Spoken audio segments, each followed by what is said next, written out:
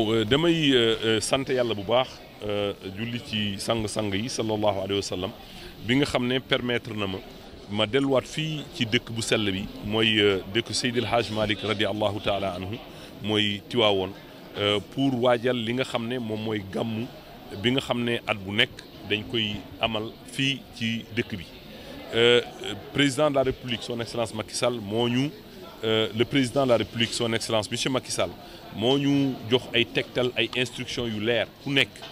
ci ministère bi nga xam ne moom nga nekk na nga fexe ba accompagner gàmm gi pour que ce soit une réussite looloo waral tey ñu ñëw ànd ak sama équipe bi yëpp xam nga ni bu ñuy waajal gàmm gi soxla nañu nettoyer Tivaouane donc looloo waral ñu indi matériel de nettoiement bu doy pour permettre ak ñi nga xam ne ñoom la sëriñ bi dénk liggéey bi pour ñu jàppale leen ci wàllu nettoiement incha allah xam naa ni matériel bi ñu indi dinañ ci def li nga xam ne moom la ñu leen sant mu nekk aussi beneen mbégte mooy ginnaaw bu ñu génnee léegi ci xalif bi ñaan yi mu ñaanal réew mi ñaan yi mu ñaanal son excellence le président de la république ki nga xam ne Sénégal dafa am lu ñu ko dénk sénégalais yi am lu ñu ko dénk ci wàllu responsabilité yàlla oyofal ko yéen bi nga xam ne moom la ko sénégalais yi yéen ba keroog muy yeggali li mu sumb te mu nekk lu ambitieux pour réew mi beneen wàll bi incha allah également dinañu indi suñu contribution en rapport avec la direction des eaux et forêts chasse et conservation des sols am nañu ay camions citernes incha allah dañ coordonné ak ñi ñu waral coordonné yëpp pour mettre à la disposition de ces camions là citernes pour ñu indi ndox parce que xam naa ne dinañ ko soxla yittewoo beneen bi mooy xam ngeen ni léegi bi ñu nekkee xalifi bi wax na d'ailleurs ça nous rassure wax na ci li nga xam ne moom mooy péril plastique bi pollution bi wax na ci li nga xam ne mooy alam bi wax na ci li nga xam ne moom mooy li ñuy dagg garab bi mooy bois bi ñuy dagg di ko jaarale peut-être parfois ci ay frontières wax na ci àdduna ci loolu nag daf ñuy rassurer ñu am soutien yu mel noonu des voix aussi autorisées que la voix du khalife général des Tidianes ki nga xam ne wax na ci àdduna ci loolu lu ñuy rafetlu la lu ñuy bégee la ginnaaw bu ñu génnee léegi ci moom ñaan yi mu ñaan en retour yàlla may ko gudd fan yàlla may ko wér-gu-yaram yàlla bàyyi ko lu yàgg ci kanamu njaboot gi mu fekkee déwén ak déwén yu bare ñun ñëpp ñu fekkee ko te tal ko ñu ñëwaat fii ci Tiwaawoon incha allah yàlla def saa yu ñu fi ñëwee mu gën a yokk yàlla gën ñu mën loo li nga xam ne moom la le président de la république di sant pour que ñu apporter suñu contribution ci xam nga tey principal problème mu Sénégal mooy pollution plastique bi sachet ak déchet plastique tey boo xoolee boo jegee dëkk bu mag li ngay njëkk alerté yaa ngi jegee dëkk bu mag mooy gis ay sachet plastique yoo xam ne à perte de vue ñu lalu loolu nag dafa am lu muy yàq ci wàllu jur gi mu am lu muy yàq ci wàllu mbay mi mu am lu muy yàq ci wàllu ndox yi donc loolu nekk fléau dañ ko tuddee fan yi ñu génn ginnaaw bu ñu defee campagne d'information et de sensibilisation posé nañu acte en rapport bien sûr ak ñi nga xam ne ñun ak ñoom ñoo ŋànk liggéey bi mooy ministère bi nga xam ne moo yore commerce mooy la douane mooy le ministère de la justice mooy le ministère de l'intérieur waxtaan naka la ñuy fexe ba appliquer li nga xam ne moom mooy loi bi nga xam ne moo fi amoon te tere ay xeetu plastique mais nag dañ jàpp ne yem ci loi boobu rek du tax ñu xeex bu tar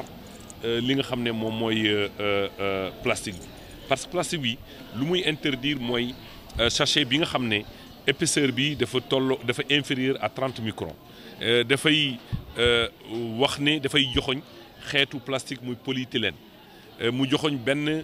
xeetu sachet plastique yi nga xam ne dafa am jàppukaay donc loolu nag buñ ko seetee lii polluer moo ëpp li nga xam ne moom la ñuy joxoñ loolu moo tax ñu waajal beneen modification apporté ko ci loi bi pour ñu gën a yaatal périmètre interdiction bi pour que lépp loo xam ne muy xeetu sachet plastique à usage unique mooy boo xam ne da nga koy jëfandikoo si sànni ko ci saa si ñu xeex ko parce que dina wàññi tilim bi dina permettre également mébét bi son excellence le président de la république am ci li nga xam ne moom mooy deuxième programme mooy le programme zéro déchet pour mu nekk lu efficace ci wàllu xeex bi sëriñ bi ñaanal nañu li nga xam ne moom la ñu sumb am nañu yaakaar ci ñaan bi nga xam ne ñaanal na réew mi am nañu yaakaar ci ñaan bi nga xam ne ñaanal na ko Sénégal. waaw xam nga xonjoo moom damay am satisfaction wax ci parce que alerte lañu jotoon ci li nga xam ne moom mooy ICS dafa doon déposer wala dafa doon tuur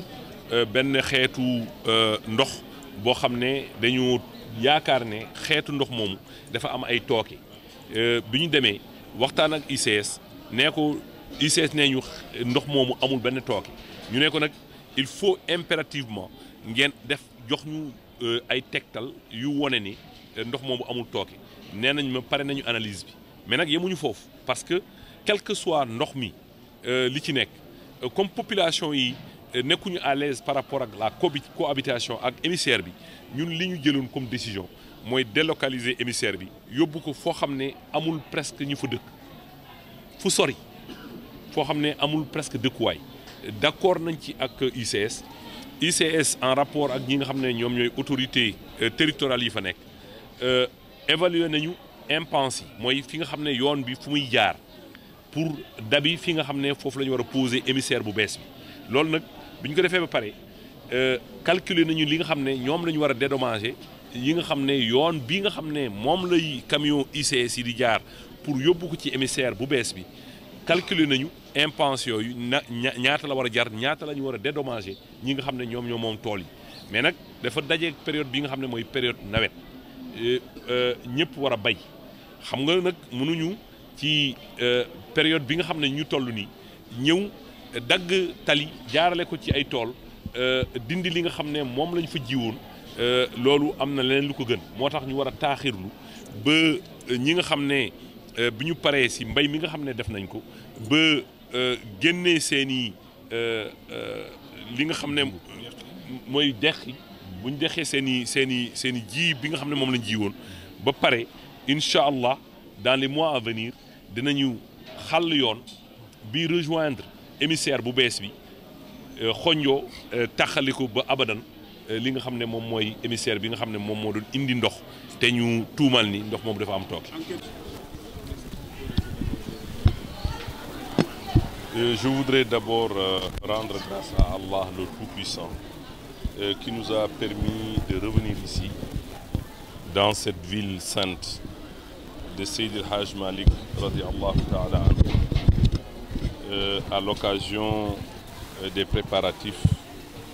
du Gamou qui se pointe à l'horizon. Nous sommes venus sur instruction de son Excellence le Président de la République qui nous a demandé, chacun en ce qui le concerne, de faire le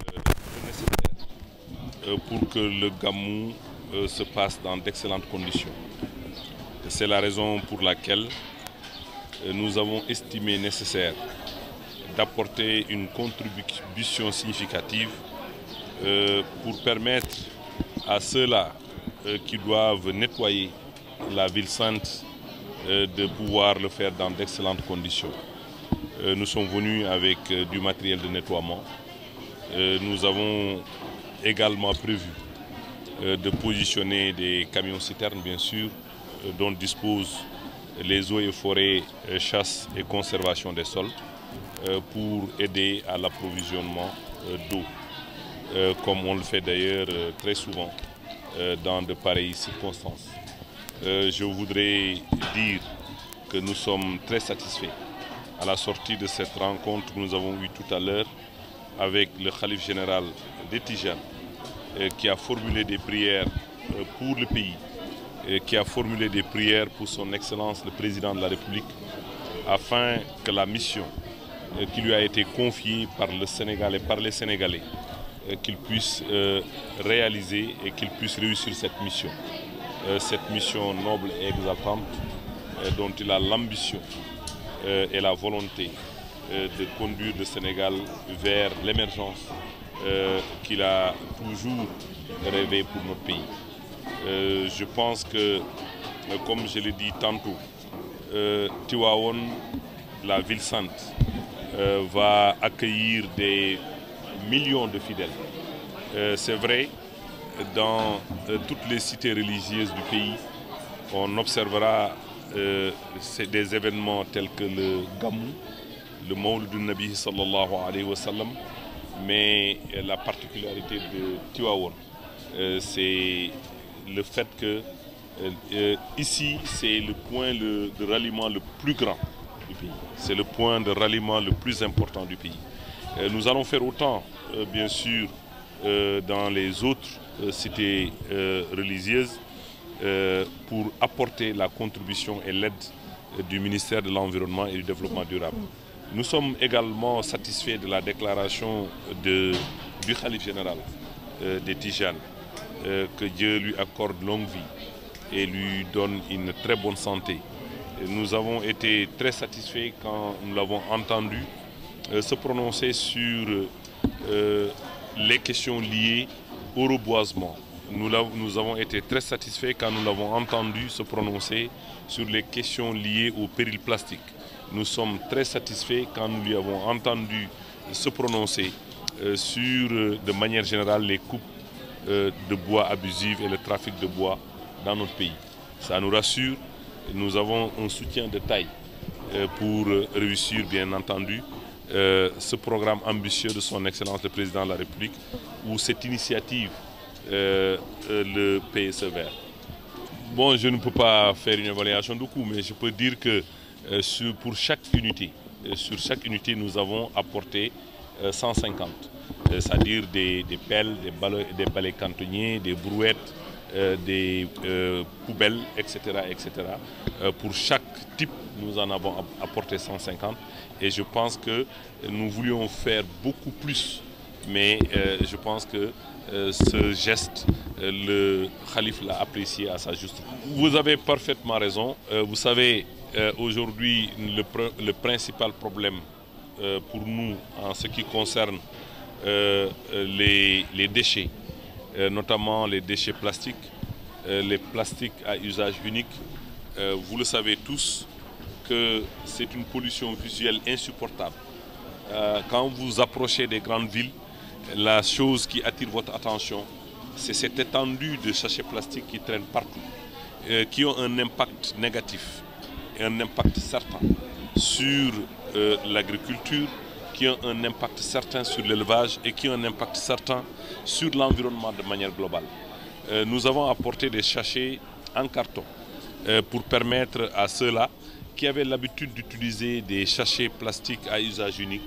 de pouvoir les utiliser. Nous avons également apporté des gobelets, cette fois-ci en carton,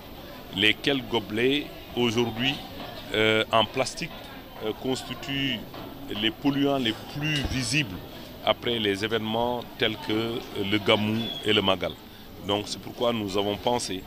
qu'il fallait faire ce geste-là pour indiquer les gens la voie à suivre. Et le Khalife général l'a apprécié. Et je pense que nous sommes tout heureux de ressortir de cette visite avec autant d'enthousiasme, et de ressortir de cette visite avec des prières formulées pour le Sénégal et pour le Président de la République. Oui, vous avez parfaitement raison. Nous sommes en train, comme je l'avais annoncé depuis quelques mois, dans un premier temps, nous avons pensé qu'il fallait d'abord procéder à une campagne d'information, de sensibilisation en direction des populations. Passer cette campagne d'information, de sensibilisation et d'information en direction des populations, nous avons mis en œuvre en rapport avec l'ensemble des parties prenantes, le ministère du Commerce, en charge du commerce, la douane, toutes les autres parties prenantes, la justice, le ministère de l'Intérieur, pour que la lutte, l'application, la lutte contre ce péril plastique soit beaucoup plus efficace. Mais nous sommes en train d'utiliser un autre levier, celui-là qui consiste à étendre le périmètre d'interdiction. Parce que vous savez que le plastique qui est interdit, c'est le plastique à faible micronage, bien sûr inférieur à 30 microns. c'est le plastique, c'est des sachets plastiques pourvus de bretelles, mais c'est également des sachets plastiques en polyéthylène. Donc en polyéthylène. Donc ces sachets plastiques, nous avons vu à l'analyse que aujourd'hui les polluants les plus importants, ce sont les autres sachets de plastique, ce sont les gobelets, ce sont les sachets d'eau, ce sont aussi d'autres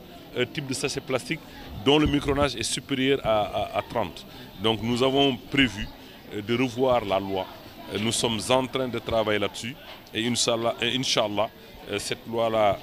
va bientôt être proposée au gouvernement pour que nous puissions avoir un périmètre beaucoup plus vaste d'interdiction de sachets à usage unique. Je suis très fier aujourd'hui de parler de Khogno parce qu'à la suite d'une alerte, le ministère s'est rendu à Khogno pour se rendre compte par lui-même qu'est-ce qui était fait en direction des populations mais venant des ICS. Nous avons constaté qu'il y avait un émissaire